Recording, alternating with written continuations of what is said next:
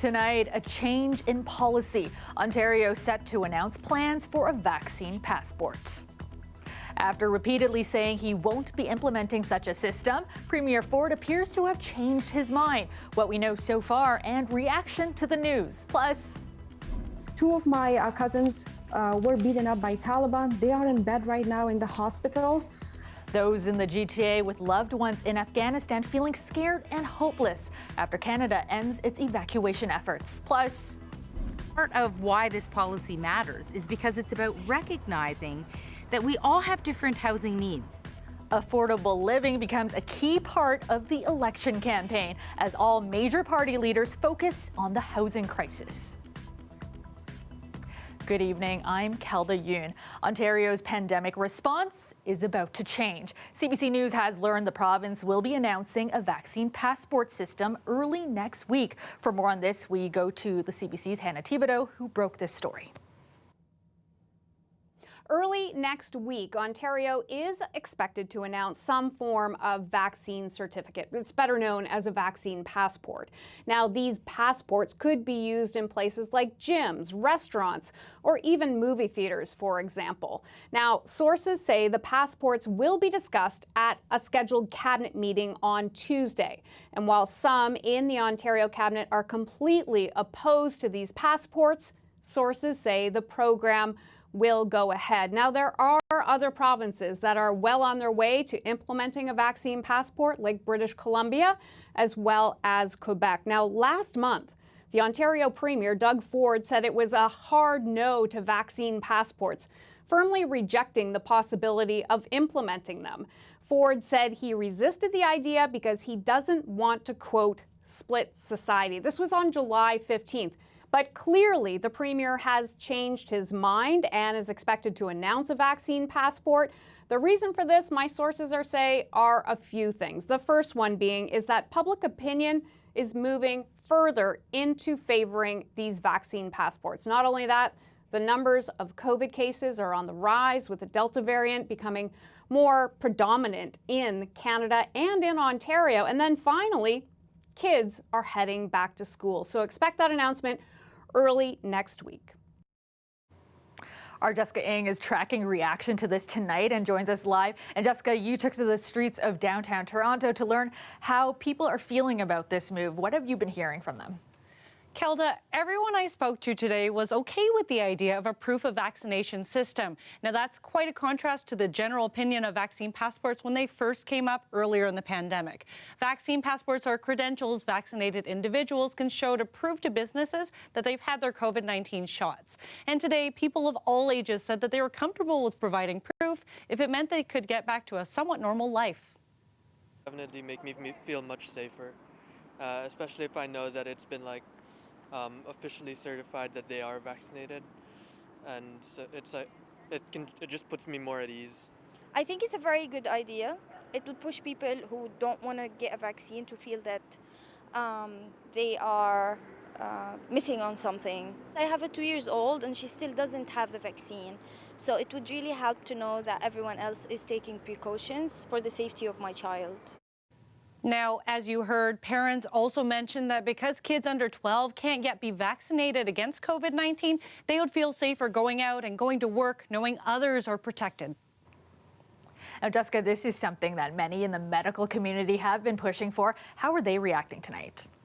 Well, Kelda, doctors and medical professionals have been calling on the province to make this move for months, especially with the Delta variant and cases as well as hospitalizations on the rise. The Ontario Medical Association surveyed doctors in the province, and they say 93% of them approved of a vaccine passport. Today, the OMA told CBC News that they're pleased the province is considering vaccine certificates and that Ontario doctors have been calling for this in private businesses and restaurants since early this month.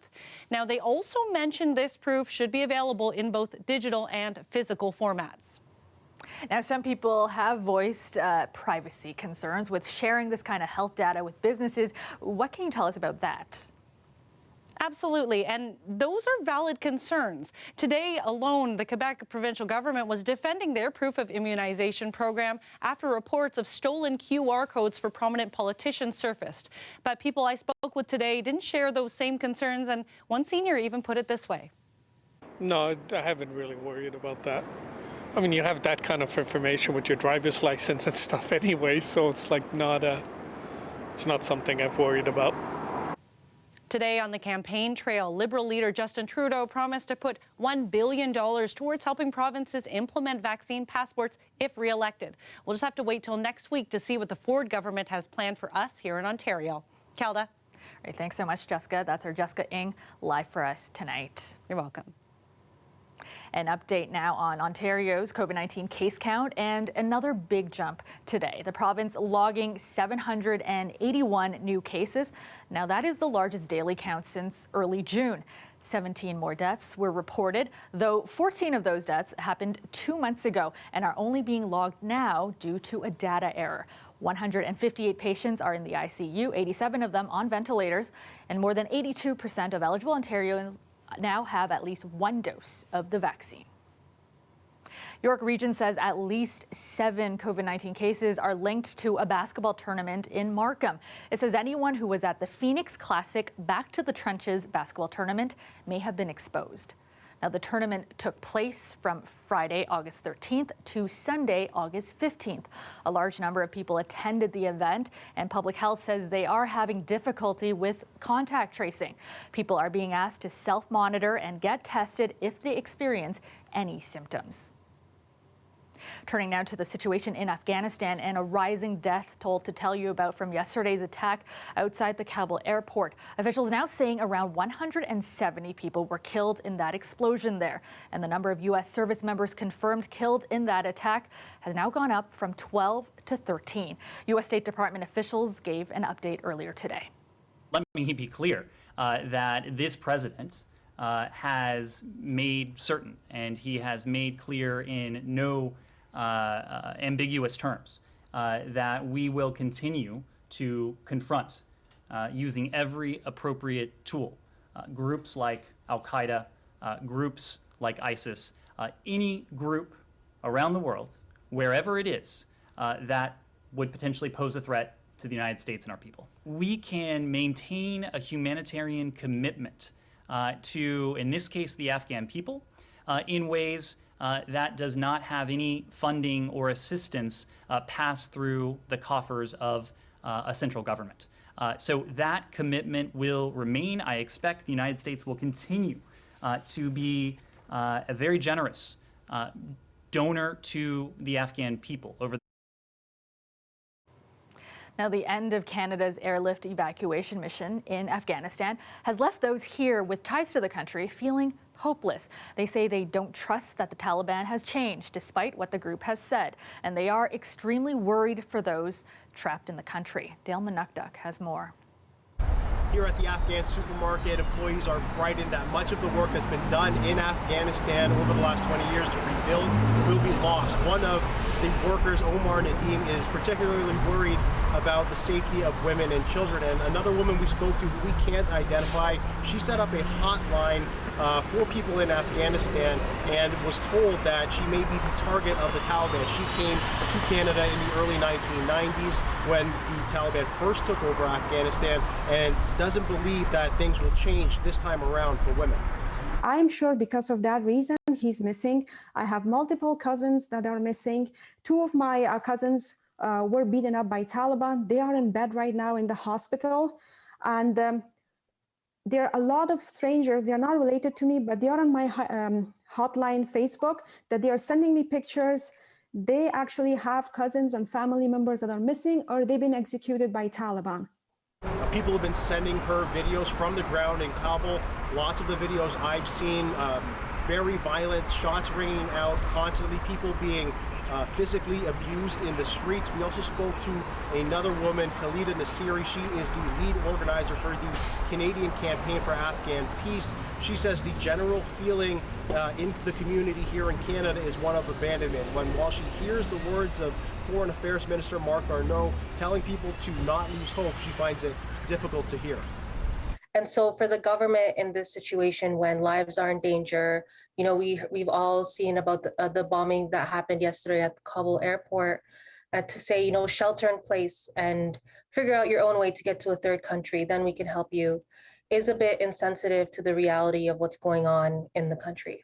The Syri's campaign is calling on the federal government to double their resettlement program for Afghan refugees from 20,000 to 40,000.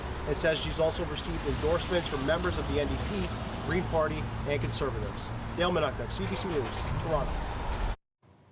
One of Liberal leader Justin Trudeau's events in the GTA was cancelled tonight due to security concerns.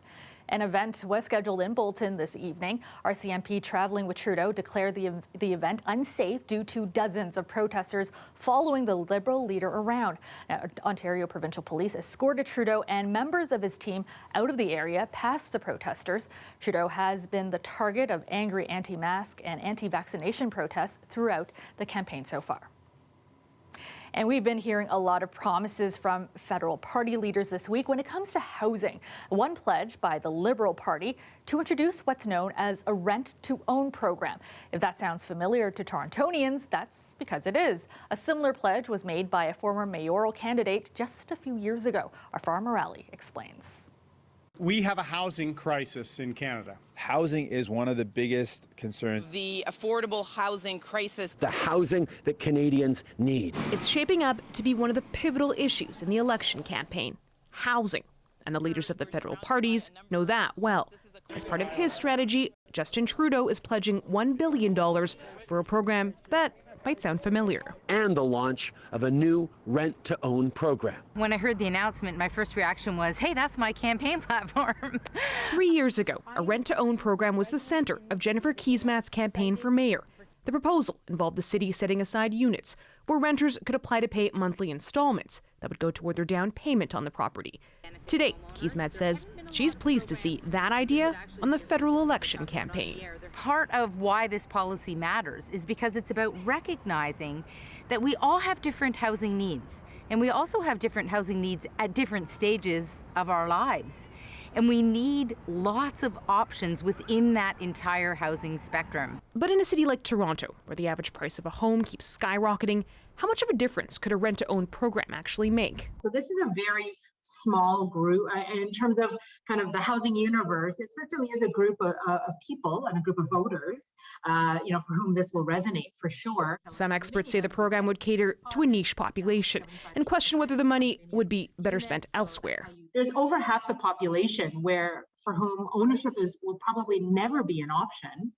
And those are the people, like, where's the money for them to actually help them to get into rental housing? We have an undersupply of adequate rental housing. It's really rental housing. It's the big problem. That's where government should focus its effort. While the Liberals are the only party so far to pitch a rent-to-own program, all the federal leaders have pledged to tackle the issue of housing supply by adding more stock if elected. Farah Morali, CBC News, Toronto. Meteorologist Nick Cerkovich joins us now with a first look at the forecast. And Nick, after days of this muggy and humid weather, finally a different story today. Well, a bit of relief today, Calda, from those oppressive heat and humidex values that we saw over the last few days. Temperatures today closer to seasonal. We had 26 degrees in the GTA, pretty much the same story around the Golden Horseshoe with the humidex. Felt like about 29 in Toronto, so that's not too bad, but things are changing. We've got heat warnings in effect once again for the City of Toronto, the Golden Horseshoe, and areas to the southwest, and that because of temperatures that are going to rise into the weekend. But with it comes thunderstorms. Here's a look at the latest forecast models into tomorrow morning. Generally dry, could see a few early morning sort of light, very light spotty showers, but it's more toward the afternoon that we're watching here. After about 5 p.m. or so, I expect this to roll through the GTA, and I think toward the evening hours, we're going to see some thunder showers moving through the region. So the forecast for the next 24 looks like this: 21 degrees tonight, 30 for tomorrow, humidex of 38. Thunderstorms for the evening. Full forecast in just a bit. Thanks, Nick. In Wheatley, Ontario, about an hour southeast of Windsor, local officials say the site of a large explosion remains unsafe. Now, the explosion happened around 6 last night in the downtown area, collapsing 2 buildings. 20 people were injured. One person is still in hospital. Chatham-Kent officials say there is risk of another blast and that toxic gas is still coming from an abandoned well in the area. They are calling on the Ontario government to find the source of the leak, saying it's their responsibility to investigate. CBC News has new information about those problematic blue Ontario license plates. Documents show that the Ford government ignored multiple warnings before handing them out to the public. The province stopped issuing them after complaints that they were difficult to read, especially at night. More than a year ago, CBC filed a Freedom of Information request to learn more about the issues, and we just got the results back. Angelina King now on what we learned. Remember when license plates like these ones first came out and there were complaints from people and some police officers that they could be really difficult to read, especially at night? Well, turns out the province was warned about that by at least 2 agencies and even offered recommendations, but they were ignored. Through results from a Freedom of Information request, or FOI, we can tell you a little bit more about how this whole debacle unfolded.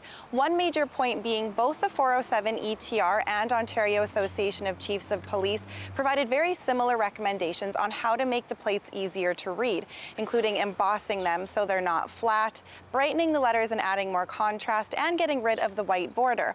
All things the original plate already had, but none of that happened, and eventually the blue plates were axed.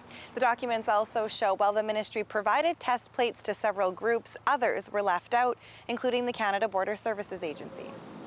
3 days after the plates rolled out, the CBSA asked for one to test. It had concerns the plates could drastically increase border wait times if they weren't legible. Luckily for the government, the CBSA plate readers worked pretty well. In some cases, they couldn't tell where the plates were from, so officers had to manually correct it, but there weren't any major delays. Other readers also worked. The OPP tested the plates and found no issues, but the complaints came from people, the public, and police just days after the plates were launched. That's also when the government said it would be handing out enhanced plates to replace the blue ones, but a year and a half later, that hasn't happened yet. The Ministry of Transportation didn't provide a comment for this story. We asked how many of the plates are still on the road, but it didn't say. We do know that about 50,000 were issued, and with no clear plan to replace them right now, they're still out there and still causing problems for people and police. Angelina King, CBC News, Toronto.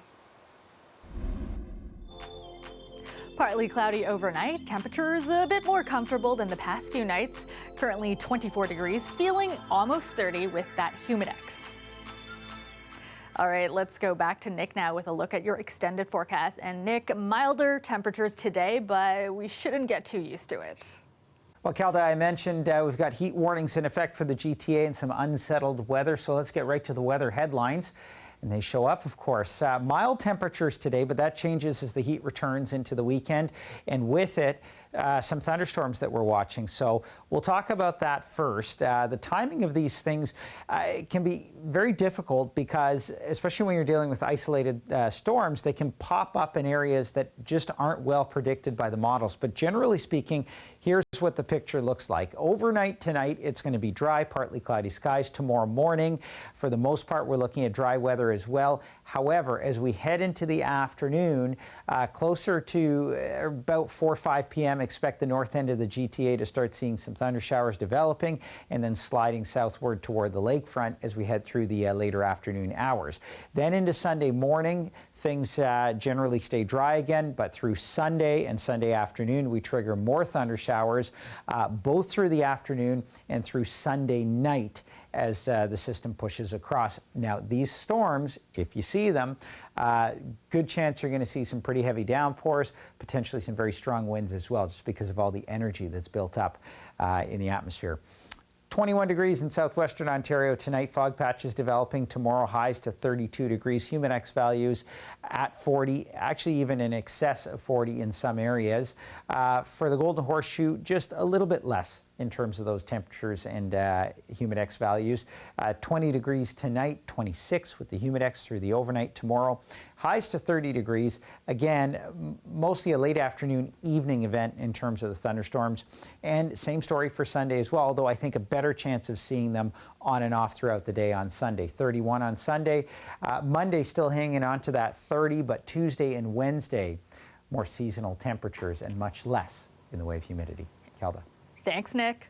And finally tonight, the atrium of a science building in St. John's had to be custom designed for one reason, and that reason is now on display from its 30-meter high ceiling. This is the skeleton of a blue whale that washed ashore 6 years ago in western Newfoundland. It's been nicknamed the Rocky Harbor whale after the town where it was found. The exhibit at Memorial University is 25 meters long and weighs nearly 3 tons. Now, the skull alone is as heavy as an adult elephant. Blue whales are the largest animals on Earth, growing to the length of 3 school buses. Wow. And that is our show for you tonight. Thank you so much for watching. Farah Morali has you covered on the weekend. I will see you back here on Monday. Have a great weekend, everyone.